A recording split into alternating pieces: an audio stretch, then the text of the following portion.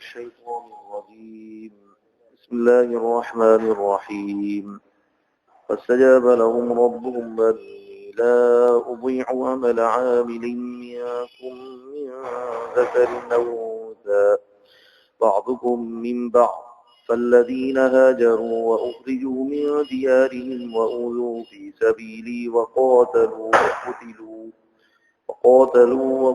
لأكفرن عنهم سيئاتهم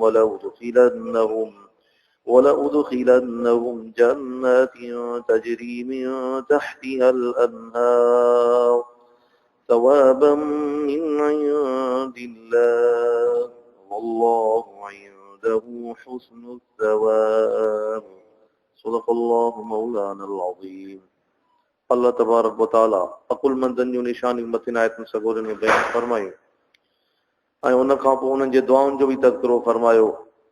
हाणे अल्लाह तबारक व तआला उन्हनि जे क़बूलियत जो ज़िक्र फरमायो आहे।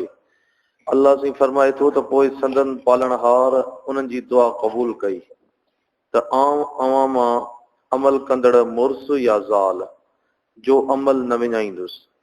हिन आयत सबूरी जे हिसे में अल्लाह तबारक व तआला फरमायो त मर्द ऐं औरत ॿिन्हिनि मां जंहिं बि अमल सालिह कया, हिते अमल मां मुराद अमल सालिह आहिनि, त अल्लाह तबारक व तआला उन्हनि ॿिन्ही खे पूरो जो पूरो बदिलो अता कंदो। हज़रत उम्मे सलमा रज़ी अल्लाह तआला अन्हा हज़ूर अकरम सल्लल्लाहु अलैहि वसल्लम खां पुछा कई, साईं त मर्दनि खे त घणा ई नेक अमाल करण जी तौफ़ीक़ मिले थी, यानी जिहाद करनि था, उन खां अलावा ॿिया बि अहिड़ा अमल आहिनि जेके औरतूं नथियूं करे सघनि।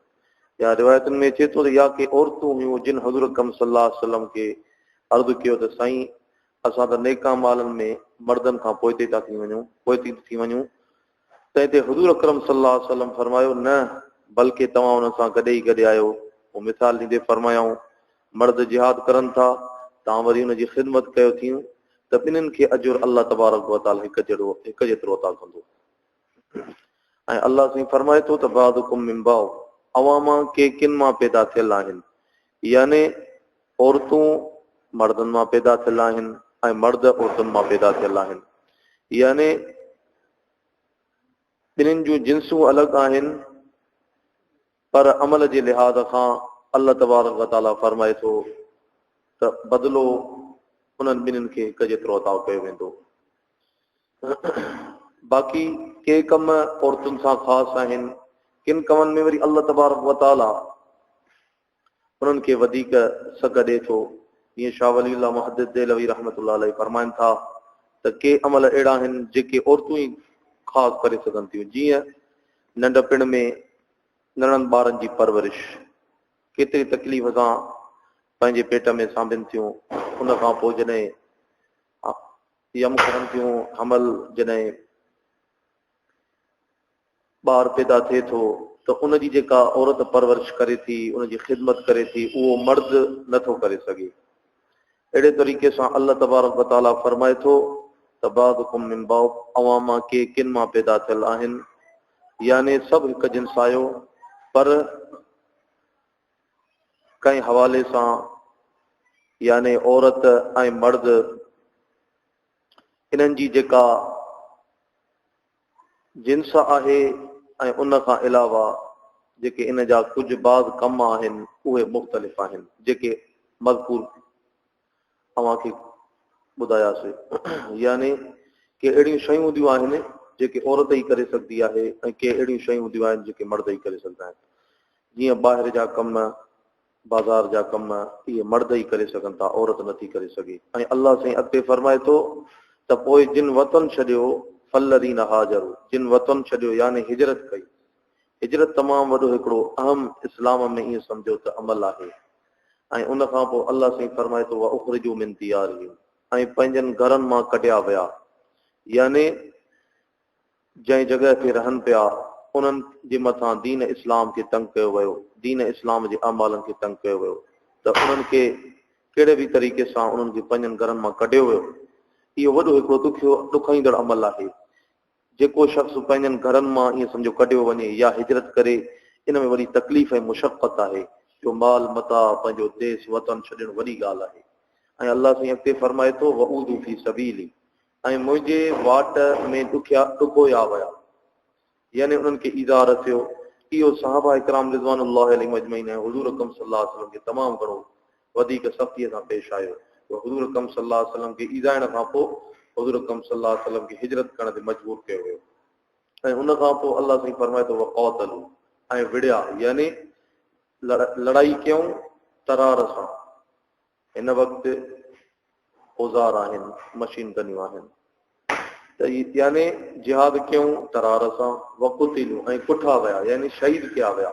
अलाह साईं फरमाए थो इन्हनि समूरनि खे मां नतीजो अलाह तबारक व तआला हाणे हिन आयत गुरी जे हिन हिसे में बयानु फरमायो आहे त मां हिननि खे छा ॾींदुमि। अलाह साईं फरमाए थो तिन खां संदन मदायूं ज़रूर मेटींदुसि, यानी ज़रूर उन्हनि खां जेके बि उन्हनि जा गुनाह आहिनि ज़रूर मेटींदुसि। यानी जेको जिहाद में शहीद थी वियो, या उन खां अलावा हिजरत कयईं, या उन खां अलावा अलाह जे राह में जिहाद कयईं, अलाह साईं फरमाए थो त इन्हनि जे ख़ताउनि खे ऐं इन्हनि जे गुनाहनि खे मां ज़रूर बख़्शींदुमि।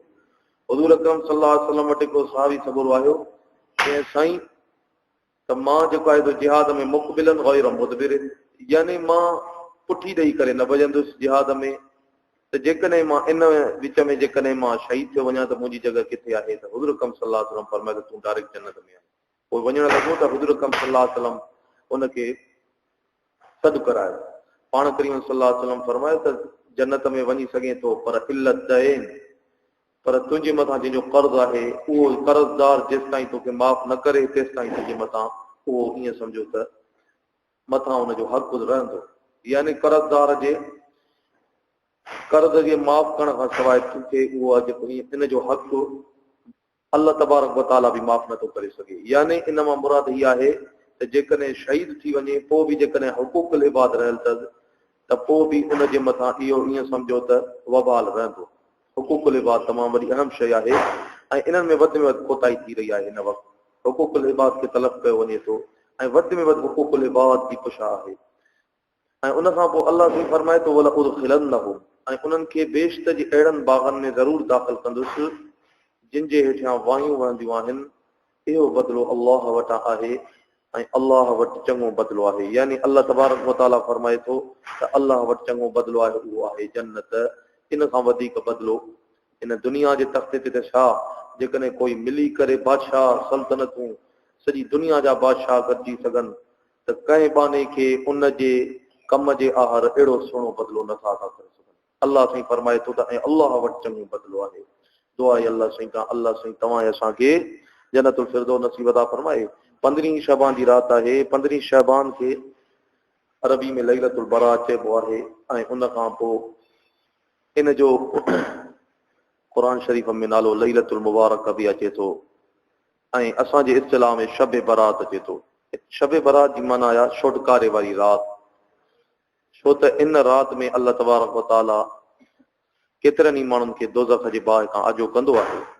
हज़रत अम्मा आयशा सिद्दीक़ा रज़ियल्लाहु अन्हा फरमाए थी त हुज़ूर अकरम सल्लल्लाहु अलैहि वसल्लम मूंखां पुछा कई त ए आयशा ख़बर थी इहा अॼु कहिड़ी रात आहे? चई अल्लाह हुन जो रसूल वधीक ॼाणनि था। तंहिंजे हुज़ूर अकरम सल्लल्लाहु अलैहि वसल्लम फरमायो त इहा 15 शबान जी रात आहे ऐं इन रात में अल्लाह तबारक व तआला ऐलान कंदो आहे को बख़्शिश घुरण वारो त मां बख़्शियां, आहे को रहम जो तलबकार त मां उनखे माफ़ करे छॾियां। अल्लाह तबारक व तआला समूरनि खे माफ़ कंदो आहे, पर जंहिंजे दिलि में कीनो हूंदो आहे उनखे माफ़ न कंदो आहे। हज़रत अबू बकर सिद्दीक़ रज़ियल्लाहु अन्हु जी अहिड़ी तरीक़े सां रवायत आहे। पाण फरमाइनि था त हुज़ूर अकरम सल्लल्लाहु अलैहि वसल्लम फरमायो त अल्लाह तबारक व तआला इन रात में दुनिया वारे आसमान ते लही ईंदो आहे। उन खां पोइ ऐलान कंदो आहे को बख़्शिश घुरण वारो त मां उनखे माफ़ कयां, आहे को रहम जो तलबगार त मां उनजे मथां रहम फरमायां। अल्लाह तबारक व तआला समूरनि खे माफ़ कंदो आहे मगर मुशरिक ऐं जंहिंजे दिलि में कीनो हुजे अल्लाह साईं उन्हनि खे माफ़ न कंदो आहे। ऐं हज़रत मुआज़ रज़ियल्लाहु ताला अन्हु रिवायत करे थो त लैलतुल क़द्र खां पोइ जेका बाबरकत रात आहे उहा लैलतुल बराअ यानी 15 शबान वारी रात आहे। ऐं हज़रत अब्दुल्लाह बिन उमर रज़ियल्लाहु अन्हु फरमाए थो त 5 रातियूं अहिड़ियूं आहिनि जिन में अल्लाह तबारक व तआला खां जेकॾहिं को शख़्स दुआ घुरे त अल्लाह साईं हुनजी दुआ खे रद्द नथो करे। उन मां हीअ बि रात आहे यानी शब बरात जी रात। यानी इंसान जेको भी अल्लाह तबारक व तआला खां जायज़ हाजत अल्लाह साईं खां रोई करे जेकॾहिं का घुरदो त अल्लाह साईं ज़रूर उनजी हाजत खे पूरो कंदो। बाक़ी रहियो मसलो इहो त अल्लाह तबारक व तआला जे प्यारे पैगंबर करीम सल्लल्लाहु अलैहि वसल्लम इन रात जा वॾा फज़ाइल ॿुधाया आहिनि ऐं पाण करीम सल्लल्लाहु अलैहि वसल्लम जिन खां रोज़े जे बाबति बि मुफ़स्सिरीन हज़रात ऐं मुहद्दिसीन हज़रात लिखनि था त आया के रोज़ो 15 जो इन जी छा हैसियत आहे त वो लिखनि था त जेकॾहिं इन जे मथां लाज़िम करे वठंदा रोज़ो 15 जो त इहो जाइज़ न आहे। हा बाक़ी अयामी बीज जे हवाले सां जेकॾहिं कोई रखंदो त उन में गुंजाइश आहे। अयामी बीज उनखे चवंदा आहिनि 13, 14, 15 कमरी महीने जे 13, 14, 15 रात खे अयामी बीज चवंदा आहिनि। अयाम बीज में हुज़ूर अकरम सल्लल्लाहु अलैहि वसल्लम जिन कॾहिं बि रोज़ा तरक न थिया चाहे सफ़र में हुजनि चाहे हज़र में हुजनि। हा बाक़ी चवनि था त जेकॾहिं इन नीयत सां रखे त हुज़ूर अकरम सल्लल्लाहु अलैहि वसल्लम अयाम बीज में रखंदा हा 15 शाबान जी रात बि उन में थी अचे इन नीयत सां रखे त इन में गुंजाइश आहे। बाक़ी अहिड़ी का ख़ासि इबादत जी बि मनक़ूली न आहे त इंसान पंहिंजो पाण ते लाज़िम करे वठे त मूंखे इहे नफ़िल पढ़णा आहिनि। न कुझु बि न आहे बल्कि जेतिरो थी सघे इस्तिग़फ़ार करे जेतिरो थी सघे जेकॾहिं गुंजाइश मिले त सलाह तस्बीह पढ़े उन खां अलावा सलाह तौबा पढ़े उन खां अलावा सलाह हाजत पढ़े। मतिलबु अहिड़ी का ख़ासि इबादत मनक़ूल न आहे त हीअ ख़ासि इबादत कई वञे। बाक़ी हे जेके फितना फसाद ख़राफ़ात जेके बि थियनि था उन खां अलावा क़ब्रिस्तान में वञी करे चरागाह करणु या उन खां अलावा अगरबत्तियूं ॿारणु ॾीया ॿारणु इन जी दीन में का बि गुंजाइश न आहे। हुज़ूर अकरम सल्लल्लाहु अलैहि वसल्लम जिन सॼी ज़िंदगीअ में शब बरात वारी रात हिकिड़ो दफ़ो सिर्फ़ु क़ब्रिस्तान में विया हुआ। हिकिड़े दफ़े खां वधीक काथे बि मनक़ूल न आहे त हुज़ूर अकरम सल्लल्लाहु अलैहि वसल्लम जिन हर शब बरात जो क़ब्रिस्तान में वेंदा हुजनि किथे बि न आहे हिकिड़ो दफ़ो सिर्फ़ु विया। यानी इंसान जेकॾहिं हिकिड़ो दफ़ो वियो शब बरात वारी रात में त पोइ हाणे ज़रूरी न आहे त इंसान खे त शब बरात में हर शब बरात में इंसान वञे। छाकाणि त जेका बि कामयाबी आहे उहा हुज़ूर अकरम सल्लल्लाहु अलैहि वसल्लम जे तरीक़े में आहे न की जेको आहे बिदअतुनि में आहे। ही जेके बि शयूं आहिनि इहे बिदअतुनि में शुमार आहिनि। अगरबत्तियूं ॿारण उन खां अलावा जेके बि ईअं सम्झो त मेल मलाखड़ा उन खां अलावा इहे फटाका उन खां अलावा ख़ासि करे हलवा पचाइण या ॿी का दावतूं करणु इन जी का बि दीन में का बि हैसियत न आहे। बल्कि इहे ईअं सम्झो त अलाह रहम फरमाए इहे ईअं सम्झो हिंदुनि जूं रस्मां हुयूं दीवाली इन ते ईअं सम्झो त क़यास करे असांजे मुस्लमाननि में बि इहे रस्मूं अची चुकियूं आहिनि। अलाह साईं असांखे बचाए। बर सूरत जेतिरो थी सघे इंसान अहिड़े तरीक़े सां इबादत करे जो पंहिंजो पाण खे बि हिन राति में तकलीफ़ में न विझे ऐं ॿियनि जे बि आराम जो ख़्यालु करे छो त इन में ई कामयाबी आहे। हुज़ूर अकरम सल्लल्लाहु अलैहि वसल्लम जी तालीमात जो सबक़ बि इहो ई आहे। दुआ आहे अलाह साईं खां अलाह साईं तव्हां असांखे शब बरात जी हक़ीक़ी माना सां सम्झ अता फरमाए ऐं हक़ीक़ी माना में सही तरीक़े सां हुज़ूर अकरम सल्लल्लाहु अलैहि वसल्लम जे फरमाननि मुताबिक़ इबादत करण जी तौफ़ीक़ अता फरमाए।